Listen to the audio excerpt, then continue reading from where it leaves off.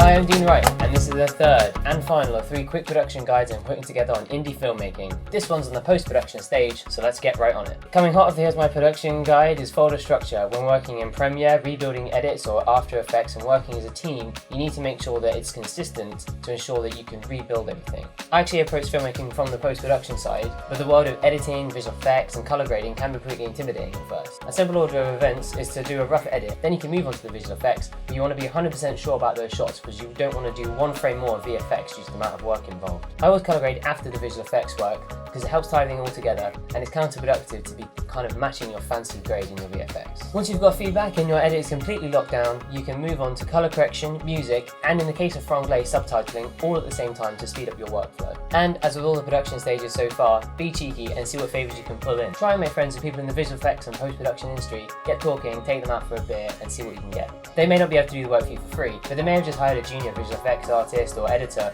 who wants to kind of get some narrative work under their belt and get away from the corporate stuff, so keep pushing. Software-wise, there's been a big shift with Adobe going to Creative Cloud. Now, not everybody's a fan of it, but I quite like it. The reason I think it's a great idea is because it opens up every piece of software to you, and it's actually helped me play with some new tools that I wouldn't have tried before if I had to buy them individually. On top of that, as the pay structure is monthly, when your post-production stage hits, that's when you invest in the software, and then you can just roll on 1 or 2 months of the software for like a few £100s rather than investing thousands of pounds in each individual bit of kit. Plus, the licensing depends on logins, so you can log in wherever you are in the world on any PC and even collaborate with other people in teams. Now you can trawl the internet for tons of tutorials on how to use all this software. One place I would really recommend if you're looking at After Effects is videocopilot.net, where Andrew Kramer and his team have put together the best selection of tutorials that I've ever seen, and their resources and plugins are just fantastic and essential to my workflow, so check them out. Now, the area that I lack in most is audio and music. It's just not something I've been able to get to grips with all the visual effects work that I've been doing.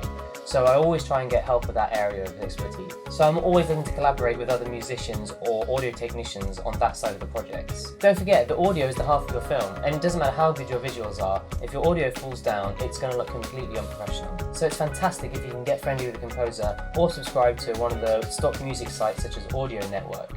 I just want to say as well, make sure your actors and crew are first in line to get the copy of the final film and any updates and trailers, because not only do they just want to see it, but they may need it for their showreels. So to all of my crew on Franglais, sorry it's taking so long, but I'm a bit of a perfectionist. As I said, my background is in post-production, so I'm throwing the floor open on this one to questions. Get in touch on my blog, on YouTube, on Twitter, and I'll try and get back to all of you. I hope you've enjoyed these last few tutorials, and thanks very much for watching.